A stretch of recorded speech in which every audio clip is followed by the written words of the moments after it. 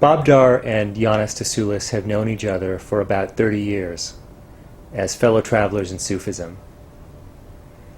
And more than being fellow travelers, the paths that they've each studied, for Yannis, the path of blame, and for Bob, the Risha, or root school of northern Afghan Naqshbandiyya, both of these paths have a great deal in common, both in terms of their history and also in terms of the way in which they envision spiritual practice.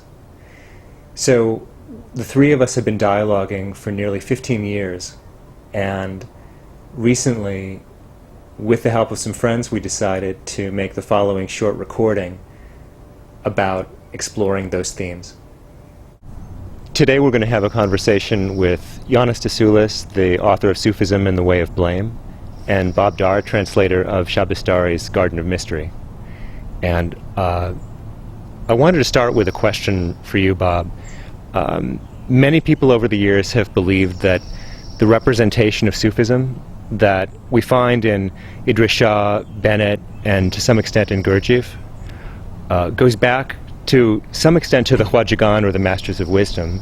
And I wonder, do you find that an accurate understanding? Well, I do believe that Gurdjieff went to Bukhara. I think there's enough historical evidence for that. If he had gone to Bukhara, and if he had enough command of the language, or if he had a translator, I believe it's very possible that he would have at least made some contact with people practicing the more traditional or older path of the Naqshbandi. And if indeed Gurdjieff did go to Bukhara, which I believe he did, and if he had a translator, I believe he would have encountered people who knew about the old Naqshbandi tradition, which is called the original school. The Risha means it's the source, the root school, the original school. It just means the older form of Naqshbandi Sufism. I think it's possible that he made contact with people there. And in fact, maybe it is even likely that he did. I doubt very much that there were secret centers, because many Sufis have laughed at this idea when I asked them about it, explaining that Sufism appears to already be sufficiently concealed as it is, so as to not need any secret centers.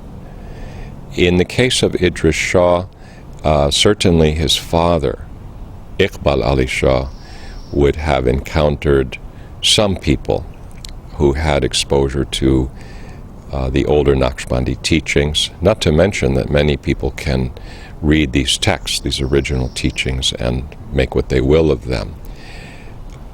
So I believe they had some contact both through the literature and through individuals that were involved with the Naqshbandi way. And some of those Naqshbandis probably had a closer connection to the original school.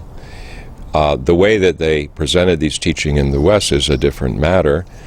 It seems that they might have taken the idea a lot further and presented this as a kind of hidden teaching with a hidden hierarchy, and in the process maybe stretched the truth about this tradition and obscured it a bit, which was, remember, this is the era of Lomsang Rampa and other people who were in the East and who were studying various esoteric traditions and kind of bringing them back and packaging them for Westerners. So I think that both Gurdjieff and Idris Shah were making their presentations in a world that knew very little about these ancient teachings from Central Asia, and they sort of repackaged these teachings to fit the culture that they came into, and so they, I think,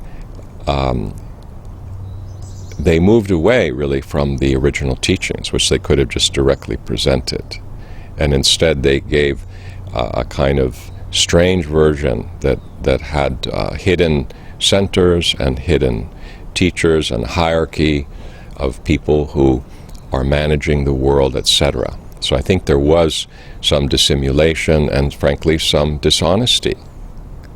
Yannis, what would you say you found along these lines during your research for Sufism and the Way of Blame? I'm starting to laugh because I found a lot. First of all, I drank the Kool-Aid early in my 20s, and I believed that there was a hidden brotherhood somewhere.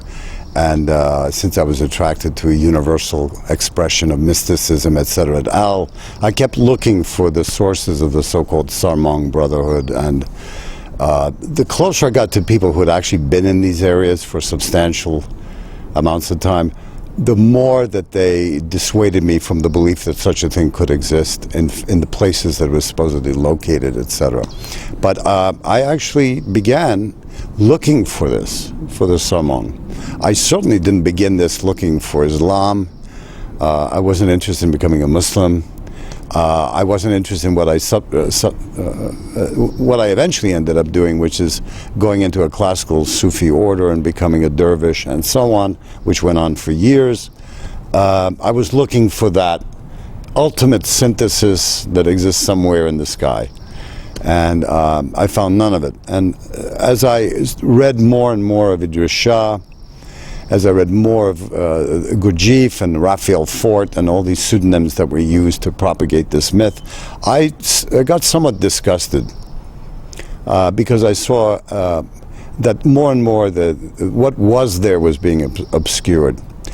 I still wasn't certain of what was there to be gotten, even though by then I was on a formal path, Sufi path, because one has to dig through a lot of traditionalism, conventionalism, etc., to get to something that seems to be workable. And since I was concerned with, let's call for lack of better words, transformative psychology, I was looking for something that actually works, to transform people in a certain way. So once again, I went away from the myths.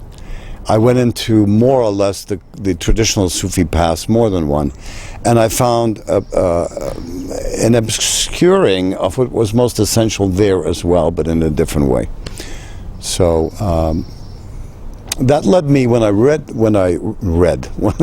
hope to read it again, my own book, when I wrote my book, I found that I had to debunk. I wasn't particularly interested in putting down Gurdjieff. In fact, there's much that you can find of value in Gurdjieff and in J.G. Bennett and others. But I found that I was very surprised by how people felt attacked, that I was attacking, debunking in a malicious way, putting down their specific approaches to Sufism. I think what we've got here is a case of the construction of certain idols that have to remain sacrosanct. And what's missed in all of that, whether it's a traditionalist model, whether it's a New Age model, is that you can't really extend yourself into an open inquiry as long as those idols persist. So in many ways, I've been a deconstructionist, I suppose. So, Bob, how would you summarize the roots of the Naqshbandiyya and the Khwajagan? Their essential teachings? Mm-hmm. Well, what they say in their own history, which is they weren't really very historical, but we do have passages that really are historical, and they claim that there were excesses that were abounding in their times. So there were people who were interested in excitement, which for them included people who wanted to become very spiritually intoxicated at any cost and in any manner, particularly through the use of music and various wild behavior, what they felt was wilder behavior. The other end of the spectrum, they realized that many people were interested in asceticism, and of course there were new influences 200 years, 300 years before they come onto the scene. And particularly in Khorasan, the Malamatiyya tradition is being established, and it's very appealing to the early Naqshbandis. The evidence in their literature is that they are quoting from various Sufi material, kind of the creme de la creme of Sufi thought, including Malamatiyya teaching, which had fully permeated the Persian world. In Saadi's Gulistan, the Malamatiyya teachings are very well established by then. In the whole Persian world, by the time the Naqshbandis and the Khwajagan come onto the scene, they already have that experiment, and they also have the experiment of people who are learning to more precisely balance ecstasy with clear thinking. And so, however, they remain ecstatics at one level. They realize that the first part of the training is to make it possible for aspirants to discover the road to ecstasy, which means to get out of one's limited viewpoint and to experience a much vaster viewpoint based on divine awareness as a prelude to training. So they said we would try to put the last practice first, meaning a practice that would allow people to experience ecstasy. And then we will teach people how to manage ecstasy, how to integrate ecstasy, how to incorporate ecstasy.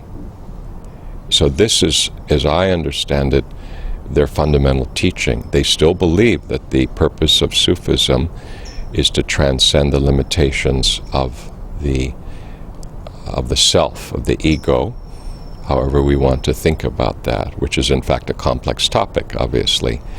But their principles are based on looking at excess, making certain decisions, and I emphasize in this conversation today that the Malamatiyya way played a big part in that.